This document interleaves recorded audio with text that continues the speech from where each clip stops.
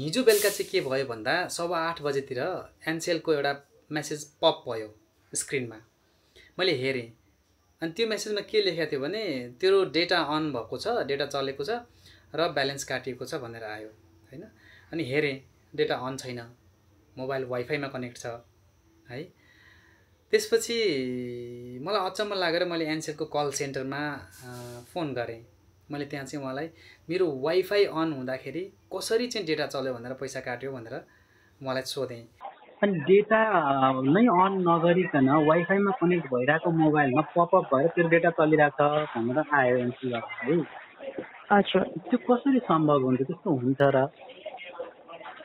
हजुर सर, हजुरको चाहिँ डाटा अन भए पनि हजुरको अब वाइफाई अन छ भने पनि कहिलेकाहीँ चाहिँ हजुरले मिस्टेकली डाटा अन गर्नुभएको हुनसक्छ। मिस्टेकली डाटा अन मैले भने नि तपाईँलाई म वाइफाईमा छु कन्टिन्यू, मलाई भर्खरै पपअप भयो त्यो मेसेज होइन। अनि त्यो मेसेज पपअप भइसकेपछि त्यो डेटा कहिले चलेको छ, कहिले काटिएको छ भनेर नि हेर्न मिल्छ होला नि। हजुर सर, हजुरको चाहिँ हिजोको दिन हजुरको 15 तारिकमा पनि 17 तारिकमा पनि र आजको 18 तारिकमा पनि एकचोटि डाटा अन भएर ब्यालेन्स काटिएको छ। आजको दिनमा चाहिँ एकचोटि मात्रै अन भएछ र ₹1.27 काटेको छ। हिजोको दिनमा चाहिँ हजुरको 4 चोटि अन भएर काटिएको छ र 4 चोटि काटिएको छ। हजुर सुन्नु है, म तपाईँलाई भन्छु, म अहिले पनि तपाईँको ठ्याक्कै मैले माथि उसमा के अरे स्क्रोल गरेर डेटामा हेरेँ कि डबल सिम लाग्छ मेरो मोबाइलमा होइन। हजुर हजुर। अनि डबल सिम लाग्ने मोबाइलमा डेटामा चाहिँ नमस्ते छ कि मेरो, बुझ्नुभयो नि सर। यस्तो हुन्छ हजुरको अब यदि हजुरले नचलाउनु भएको, मिस्टेकली अन भएको अथवा यताबाट नै काटिएको भने हुन सक्थ्यो भने सर त्यो सिचुएसन पनि हुन सक्थ्यो। तर मैले यहाँनिर सिस्टममा चेक गर्दा हजुरको चाहिँ 29 KB युज भएको छ। 29 KB युज भएको भनेको त आफै अन भएर अथवा आफै ब्यालेन्स काटिएर त युज भएको हुँदैन नि त। कहिलेकाहीँ चाहिँ हजुरको कस्तो हुन्छ भने सर झुकेर चाहिँ एक्टिभ अन हुन्छ, हजुरले अर्कै क्लिक गर्न खोज्दाखेरि झुकेर डाटा अन हुन्छ सर। कहिलेकाहीँ चाहिँ मिस्टेकली नै हुन्छ। त्यसपछि हजुर के भन्दा डिफल्टमा नै जब नमस्तेको सिम छ, बुझ्नुभयो नि होइन सर। हजुरको कहिलेकाहीँ मोबाइलको सेटिङमा डिफल्टमै राख्नु भएको छ भने पनि हजुरको त्यहाँनिर फ्लक्चुएट हुन्छ सर। फ्लक्चुएट हुनु एकदमै नर्मल हो। अचम्मको के भयो भन्दा यो कसरी सम्भव छ कि जब कि डेटा अन छैन, मेरो मोबाइल कन्टिन्युस वाइफाईमै कनेक्टेड छ, बत्ती पनि गएको छैन अहिले होइन।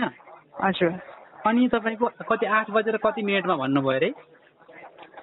हजुरको आजको दिनमा सर 8 बजेर 13 मिनटमा काटिएको छ। 8 बजेर 13 मिनट मेरो डेटै अन छैन। मैले डेटा त अन भयो भने पनि अफ गर्न त म्यानुअली टच गर्नुपर्छ नि त होइन र? अनि त्यो गर्नु परेको छैन। मैले डेटा अन नै छैन कि मेरो। सबभन्दा ठुलो कुरा भनेको त डेटाको आइकन मेरो अनै छैन है। अन भयो भने पनि इन केस मेरो डिफल्टमा नमस्तेको सिम छ होइन।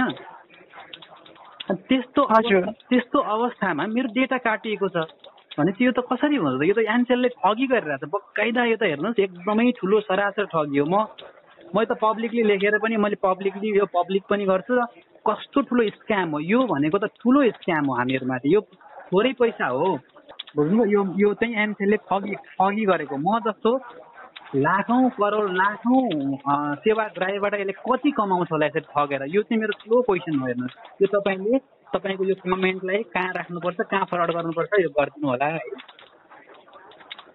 तर यो चाहिँ ठगी हो। मैले अन गरेको छैन, मेरो डेटा अन छैन। डेटा अन भयो भने पनि डिफल्टमा मेरो नमस्तेको सिम छ। हजुर सर, हुन्छ सर। हजुरको म यता सिस्टमबाट कम्प्लेन रजिस्टर गरिदिन्छु। अब तपाईँहरूले यो कुराकानी पनि सुन्नुभयो र मैले उहाँलाई जे भनिरहेको छु, मेरो वाइफाई कनेक्ट भएको छ, डेटा अन भएको छैन, अन भएको खण्डमा पनि डिफल्टमा नमस्ते छ भन्दाखेरिमै उहाँले कहिलेकाहीँ त्यो हुँदै पनि फ्लक्चुएट भएर अन भएर डेटा चलिदिन्छ भनेर भन्नुभएको छ होइन। 29 KB मात्रै मेरो काटिएको छ भनेको छ। मेरो चाहिँ तपाईँको धेरै पटक भन्नुभयो उहाँले, कति पटक डेटा अन भएको छ भन्नुभयो। त्यसमध्येमा मेरो ₹5 काटिएको देख्यो टोटलमा है, जम्मा जम्मी। तर मलाई एकदमै अचम्म लागेको कुरा, प्रयोगै नगरेर यसरी पैसा काटिदिइरहेको छ एनसेल। यो प्रयोग गरेकै छैन मैले। म एकदमै ढुक्क छु, म एकदम स्योर छु। किनभने मेरो डिफल्टमा नै नमस्ते छ भने मैले डेटा अन गरेँ भने पनि नमस्तेमा जान्छ नि त होइन। यसरी चाहिँ ग्राहकले रिचार्ज गरेको पैसा उसलाई थाहा नदिएर अनेक बहानामा काट्नेमाथि कारबाही हुने कि नहुने? तपाईहरुले कतिको याद गर्नुभएको छ तपाईहरुले एनसेल चलाउनुहुन्छ भने कृपया सतर्क रहनु होला एनसेलले एकदमै धेरै तपाई म यति भोगिसकेपछि स्पष्ट रूपमा के भन्न चाहन्छु भन्दा अत्यावश्यक बाहेकको कुरामा एनसेल प्रयोग नगर्नु होला